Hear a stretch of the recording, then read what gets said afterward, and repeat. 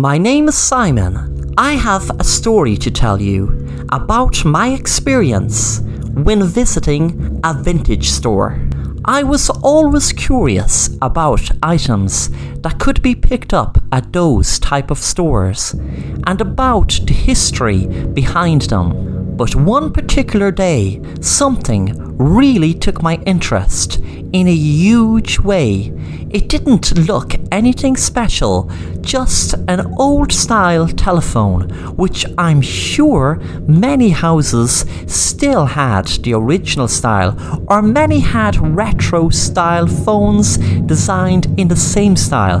But it wasn't the look that sparked my interest in this phone, it was what the man behind the counter told me. He said to me, "Hey there, I see you looking at that telephone. Let me tell you a little story behind it. You might have often heard of the Amityville horror or poltergeist movies. Well, this phone is from a haunted house just like that. This phone was handed in just over a week ago.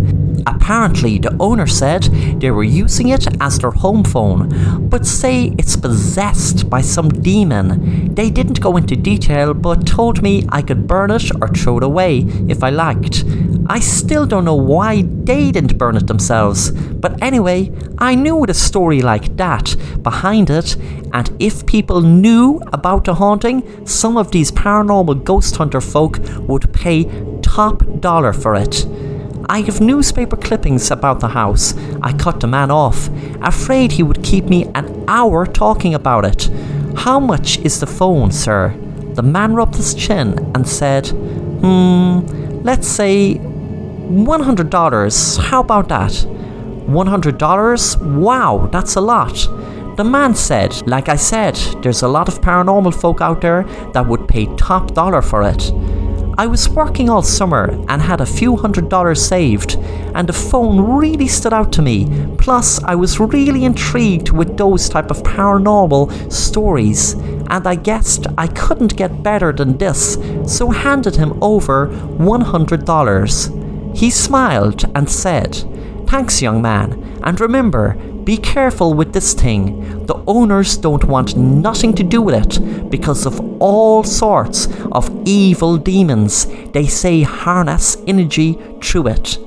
I smiled and thanked the man, knowing what he said sounded cool to me, not something that would scare me. A few days later, I had it hooked up to my room instead of my old telephone that used to be there. I told a few of my friends in school, and they all told me I was crazy to spend money on a silly phone that was meant to be possessed. Nothing out of the ordinary happened until one night I was home alone. The phone rang and someone spoke. "Hello, I have a telegram for you. I am just wondering, do I have the right address?" I knew telegrams weren't around for years, but I remember my grandparents talking about them.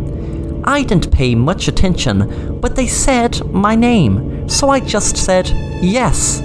Also, I wondered why anyone was delivering a message to the house at night.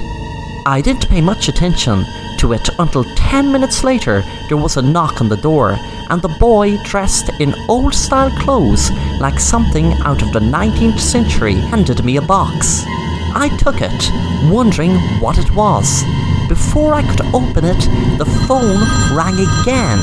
This time it was different. It was like there were wires crossed, and I was listening in on a conversation. I could hear two people speaking to each other, and no matter how loud I said hello, they didn't hear me. I listened to hear what they were saying. One man said, "It's all sorted. The delivery was made to his house. We know it is Simon's house." And better again, he answered to the door. My heart nearly jumped into my throat when I heard what they said next. "I will be going to his house right now to kill him as ordered." I threw the phone from my hand, not knowing what to do. I was just about to call the police when there was a knock on the door.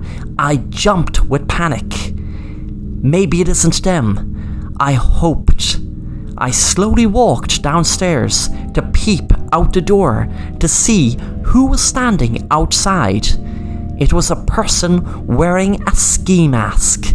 I ran upstairs to grab my father's gun to protect myself as the door opened. How did they know where the hiding spot outside for the spare key was? The person walked into the hall, holding the gun right at me. And I panicked and held up my dad's gun and shot the person dead before they shot me. Then after the gunshot, I didn't understand what had happened. My friends walked in and saw the blood and the person I had shot. One of them checked his pulse, shouting, "Oh my God, he's dead." I shouted, "What is this? What's going on?" It turned out my friends were just playing a prank on me over that stupid phone I was telling them about. I am now writing this letter from inside a prison cell where I am serving time waiting for a verdict in the court trial where I am pleading self-defense. I keep asking myself, did the phone have the power to make my friends play that stupid prank? Or was it their own idea?